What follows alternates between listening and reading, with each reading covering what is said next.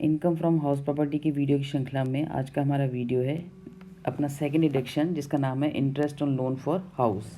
यानी मकान के लिए आपने किसी भी तरह का कोई लोन लिया है, चाहे कंस्ट्रक्शन के लिए, चाहे ख़रीदने के लिए, रिपेयरिंग के लिए, एक्सटेंशन के लिए, रिनोवेशन के लिए, यानी मरम्मत हो, पुनर्निर्माण हो, आपने नया मकान ख़रीदा है या नया मकान बनवाया है, किसी भी पर्पज़ से यदि आपने लोन लिया है तो उस लोन में जब इंटरेस्ट पे करेंगे उसकी भी कटौती हमें इनकम फ्रॉम हाउस प्रॉपर्टी निकालते समय एनुअल वैल्यू में से मिलती है। तो इसके रूल्स जो मैंने आपको फर्स्ट और सेकंड वीडियो के अंदर जो मैंने नोट्स शेयर किए थे उसमें से पहले आप पढ़ के देखिए, एक बार इस वीडियो को यहीं पॉज कीजिए और पॉज करके पहले वो रूल्स पढ़ के देखिए, इनकम फ्रॉम हाउस प्रॉपर्टी में इंटरेस्ट लोन की कटौती कैसे देते थे। उसको पढ़ने के बाद फिर इस वीडियो को वापस से देखना।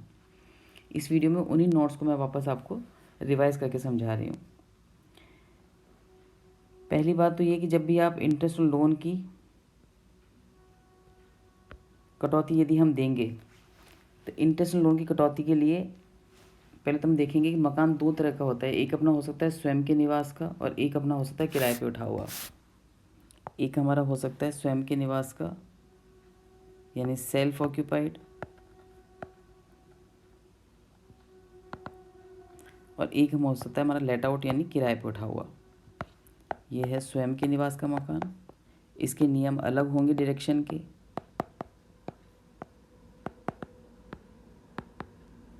और ये होगा हमारा किराए पर दिया हुआ मकान।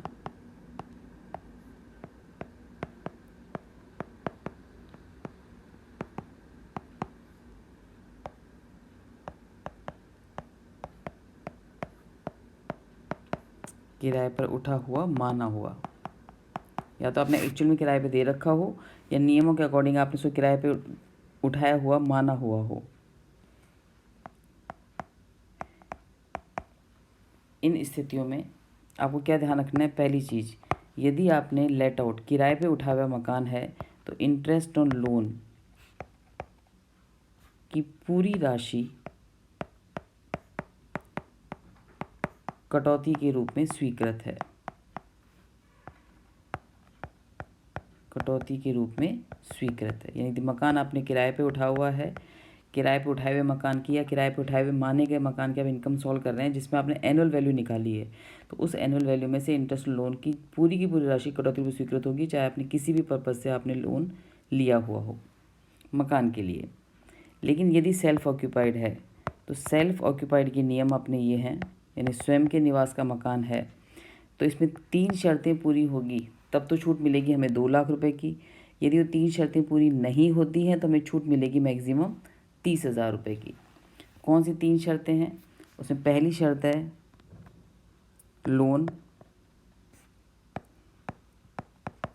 नए मकान क्रय अथवा निर्माण के लिए लिया हो। निर्माण के लिए लिया हो मतलब अपना जो पर्पज़ है लोन लेने का वो नया मकान खरीदना या नया मकान बनवाने के लिए आपने लिया हो। दूसरी शर्त है लोन 31 मार्च 1999 के बाद लिया हो, यानी 1 अप्रैल 99 या उसके बाद में लिया हो।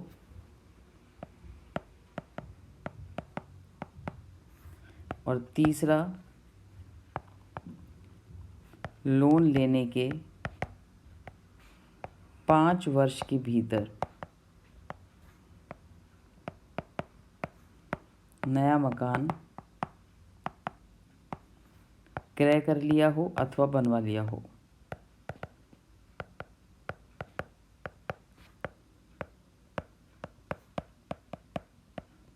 अथवा निर्माण कर लिया हो, यानी आपने जो लोन लिया है उसको आपने उस मकान के लिए यूज़ कर लिया हो, आपने उसका उपयोग कर लिया हो।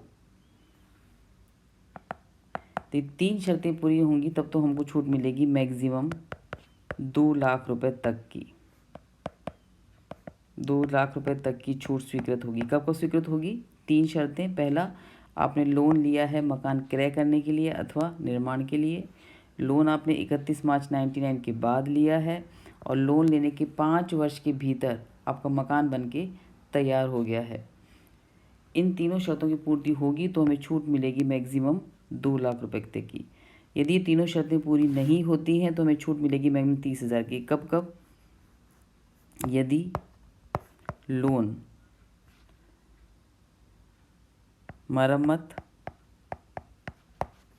नवीनीकरण अथवा विस्तार के लिए लिया हो,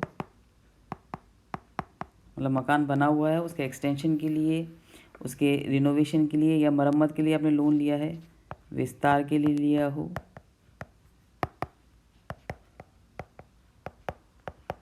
नंबर 2, लोन किसी भी उद्देश्य से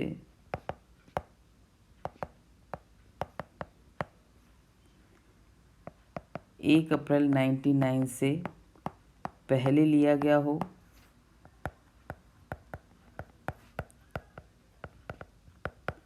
और तीसरा, लोन 31 मार्च 1999 के बाद क्रय/निर्माण के लिए लिया हो,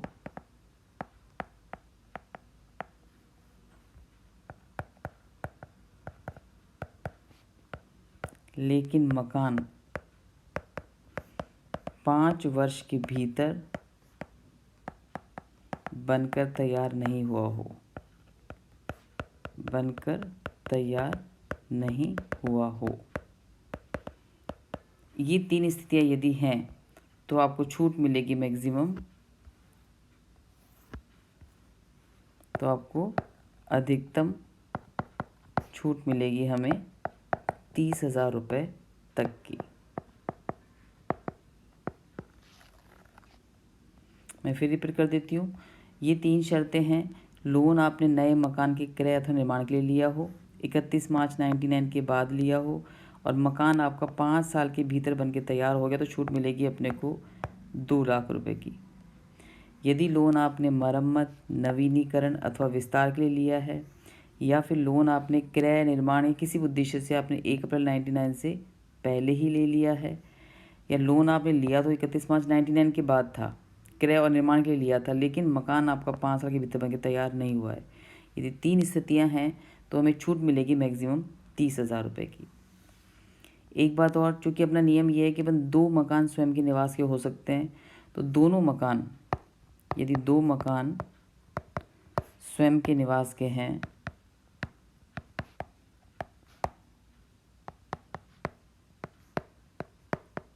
तो दोनों की कुल मिलाकर इंटरेस्ट ऑन लोन की कटौती 2 लाख रुपए तक की ही होगी। अलग अलग 2 लाख नहीं होगी, दोनों मकानों की कटौती मिला के 2 लाख तक की ही होगी, ये ध्यान रखना है। एक मकान है तब तो 2 लाख तक की अपन देख ही लेंगे, 2 मकान है तो भी छूट आपको मैक्सिमम कितनी मिलेगी? 2 लाख तक की ही मिलेगी। पर ये सब मिलेगी यदि आपने ओल्ड टैक्स रिज्यूम यानी पुरानी कर की दरों का उपयोग किया है तो ये कटौती स्वीकृत करनी है। यदि आपने नई कर की दरों के अनुसार आप कर निकाल रहे हो तो फिर आपको कोई भी कटौती इंटरेस्ट ऑन लोन की स्वीकृत नहीं होगी।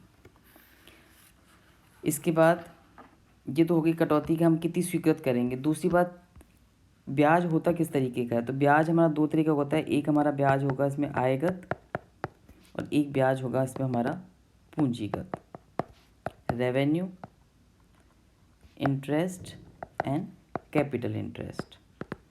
अब इसमें क्या अंतर है आपका? तो यदि आपने मकान बनाने के लिए, मरम्मत के लिए, किसी भी पर्पज़ से आपने लोन लिया है और लोन को अभी तक वापस नहीं चुकाया है, तो गत वर्ष यानी अपना जो गत वर्ष है, गत वर्ष की अवधि में यानी 22-23 में जो ब्याज देय होगा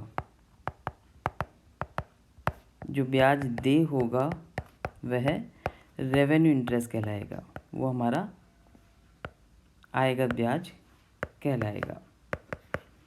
मतलब आपने लोन को यदि वापस अभी तक पुनर्भुगतान नहीं किया है तो जितना भी ब्याज 22-23 के अंदर दे होगा, इस यहाँ पे आपको कटौती दे आधार पे मिलेगी। आपने ब्याज चुकाया हो चाहे नहीं चुकाया हो, हमें कटौती स्वीकृत हो जाएगी। गत वर्ष 22-23 में जितना भी ब्याज अपना बन रहा है वो कहलाएगा हमारा आयगत ब्याज। पूंजीगत ब्याज क्या होता है? यदि मकान निर्माण से पहले ही लोन ले लिया गया है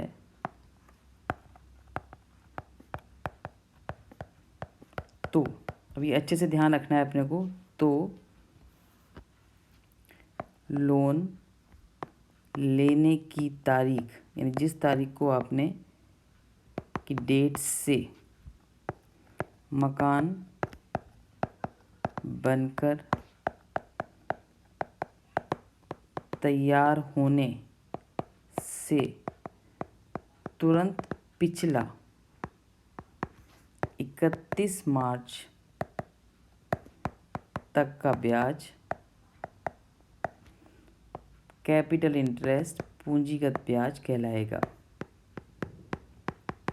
मतलब आपने मकान, चूँकि हमारा मकान बनने में टाइम लगता है, तो यदि आपने लोन ले लिया है, मकान बन के तैयार नहीं हुआ है, तो जिस डेट को आपने लोन लिया है, यानी लोन लेने की जो भी डेट है जहाँ से आपको लोन स्टार्ट हुआ है, वहाँ से लेके मकान बन के जब तैयार हुआ है उस डेट तक नहीं, उस तारीख से तुरंत पिछला कौन सा मार्च आ रहा है, मकान बनने के तैयार होने से तुरंत पिछला जो 31 मार्च होगा, इस अवधि का जो ब्याज होगा वो कहलाएगा हमारा पूंजीगत ब्याज, जो जिसका 1/5 5 वर्षों तक, अब ये एक साथ अलाउड नहीं होगा, ये 5 किस्तों में अलाउड होगा, 1/5 5 वर्षों तक कटौती के रूप में स्वीकृत होगा, कटौती के रूप में स्वीकृत होगा मकान तैयार होने के बाद। जब तैयार होने के बाद आपका इनकम निकालना हम शुरू कर देंगे, उसके बाद कटौती मिलेगी। कटौती कितनी मिलेगी? कटौती मिलेगी हमें ब्याज का 1/5, कितने वर्षों तक? 5 वर्षों तक। बस इसमें ये ध्यान रखना है कि यदि आपने 5 साल से पहले इस मकान को आपने बेच दिया है, तो आखिरी साल के अंदर आपको पूरी जितनी भी किस्त है उस पूरी किस्त की कटौती मिल जाएगी, चाहे आपने कुछ महीनों बाद ही अपने मकान को बेच दिया है। लेकिन यदि कटौती पूरी नहीं होती है तो बचा हुआ जो किस्त होगी उसकी कटौती आपने को कभी भी नहीं मिलेगी। तो ये 2 बातें आपको मेन ध्यान रखनी है इंटरेस्ट ऑन लोन की कटौती निकालते समय। इसके अलावा ब्याज की जो कटौती होगी वो देय आधार पर होगी, आपने ब्याज वास्तव में चुकाया हो चाहे नहीं चुकाया, कटौती अपने को स्वीकृत हो जाएगी। उसके अलावा यदि पुराना लोन चुकाने के लिए आपने नया लोन लिया है तो नए लोन पर भी ब्याज की कटौती अपने को मिल जाएगी। लेकिन आपने किस्त देर से चुकाई है तो देरी से किस्त चुकाने पर जो आपको एक्स्ट्रा ब्याज देना पड़ा है या कोई पेनल्टी देनी पड़ी है तो उसकी आपको कोई कटौती स्वीकृत नहीं होगी, ना ही आपको लोन लेने को खर्चा किया उसकी कटौती आपको मिलेगी। तो इन सब बातों को ध्यान रखते हुए आपको इंटरेस्ट ऑन लोन की कटौती स्वीकृत करनी है। एक और, यदि आपने लोन भारत के बाहर किसी से लिया है, किसी विदेशी व्यक्ति से लिया है, भारत के बाहर किसी व्यक्ति से लिया है, तो आपको कटौती तभी मिलेगी जब आपने उस पर TDS काट कर जमा करा दिया है। यदि आपने उस पर TDS नहीं काटा है तो फिर आपको इंटरेस्ट ऑन लोन की कटौती नहीं मिलेगी।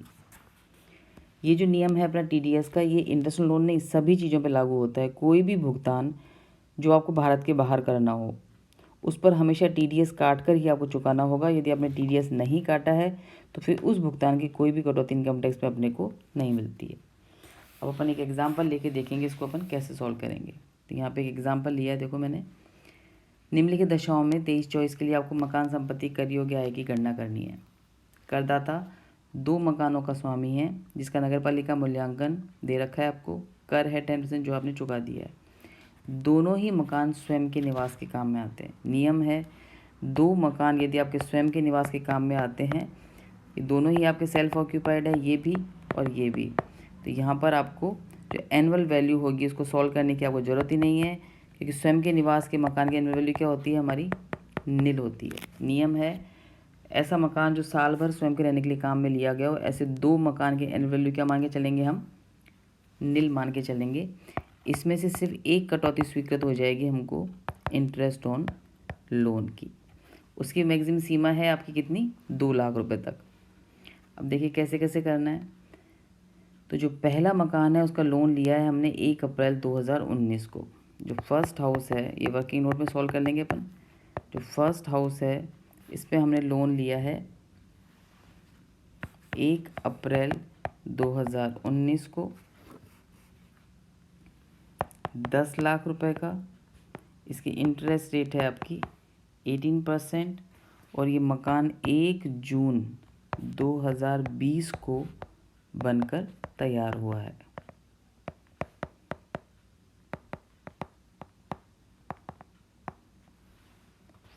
आगे कहता है दूसरा मकान जो है, उस दूसरा मकान जो आपका सेकेंड हाउस है, सेकेंड हाउस पर आपने लोन लिया है 1 अप्रैल 2020 को 5 लाख रुपए का, जिसकी इंटरेस्ट रेट है हमारी 10%।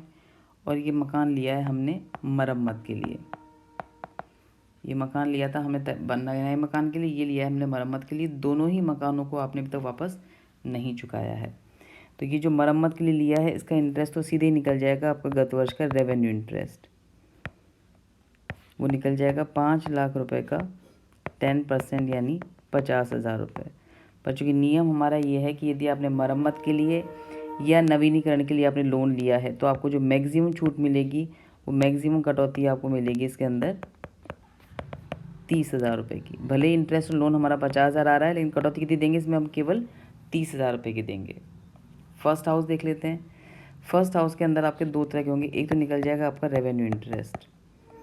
तो रेवेन्यू इंटरेस्ट तो सिंपल निकल जाएगा, इसमें 10 लाख रुपए का अपना लोन है, इस पर 18% आपका इंटरेस्ट है, तो ये तो अपना आ जाएगा 1,80,000 रुपये। सेकेंड निकलेगा आपका कैपिटल इंटरेस्ट। अब वो कैसे निकालेंगे अपन, इसका नियम ये है, आपने लोन लिया है 10 लाख रुपए का, इंटरेस्ट रेट है आपकी 18% और इसकी अवधि हो जाएगी जिस तारीख को आपने लोन लिया है, यानी 1 अप्रैल 2019 से जिस तारीख को मकान बनके तैयार हुआ है, यानी जून 2020 से तुरंत पिछला 31 मार्च। अब यदि हम जून से पीछे चलें वापस, तो जून से पहले क्या आ जाएगा हमारा, मई आएगा, मई से पहले क्या आएगा अप्रैल, अप्रैल से पहले क्या आएगा मार्च। यानी हम जून से पीछे चलें तो हमारी अवधि हो जाएगी 1 अप्रैल 2019 से 31 मार्च 2020। मैं फिर रिपीट कर देती हूँ, यहाँ पे अपने लोन लिया है 1 अप्रैल 2019 को, अपनी अवधि की गणना करेंगे लोन लेने की तारीख से मकान बनने की तारीख से तुरंत पिछला 31 मार्च। तो जून 2020 से अपन देखेंगे तो जस्ट पहले कौन सा मार्च आएगा हमारा, मार्च 2020 आ जाएगा। तो अप्रैल 2019 से मार्च 2020 हमारी अवधि 1 साल की आ रही है और ये कितना अलाउड होगा, इसकी 1/5 किश्त ही अलाउड होगी आपकी। तो 10 लाख पे हम निकालेंगे 18% ब्याज 1 साल का, जो सिर्फ कितना अलाउड होगा हमारा 1/5, यानी कितना आ जाएगा हमारा ये 36,000। ये आ रहा है 2,16,000। चूँकि यहाँ पे लोन 99 के बाद लिया गया है, निर्माण के लिए लिया गया है और मकान हमारा 5 साल से पहले बनके तैयार हो गया, तो यहाँ पे आपको मिलेगी मैक्सिमम छूट 2 लाख रुपए की। तो पहले हाउस में मैक्सिमम छूट मिलेगी 2 लाख रुपए की, सेकंड हाउस में मैक्सिमम छूट मिलेगी हमें 30,000 रुपये की। तो यहाँ पे जो फर्स्ट हाउस की छूट है वो आ रही है मैक्सिमम 2 लाख, सेकंड हाउस की आ रही है मैक्सिमम 30,000। पर नियम हमारा कहता है कि हम दोनों मकानों को मिला के मैक्सिमम छूट 2 लाख रुपये तक की ही दे सकते हैं, तो हम इसमें से 2 लाख रुपये की छूट दे देंगे, इसमें हमको कोई भी छूट स्वीकृत नहीं होगी। ऐसे भी कर सकते हैं और चाहें तो इसको हम ऐसे भी कर सकते हैं कि 30,000 की छूट हम इसमें से दे सकते हैं और 1,70,000 छूट हम इसमें से दे सकते हैं। तो ये 2 तरह की छूट मिलेगी आपको मैक्सिमम 2 लाख की, चाहे आप किसी एक मकान में से दे दो, चाहे आप दोनों मकान में से दे दो। तो ये तरीका है अपना इंटरेस्ट लोन की कटौती को निकालने का।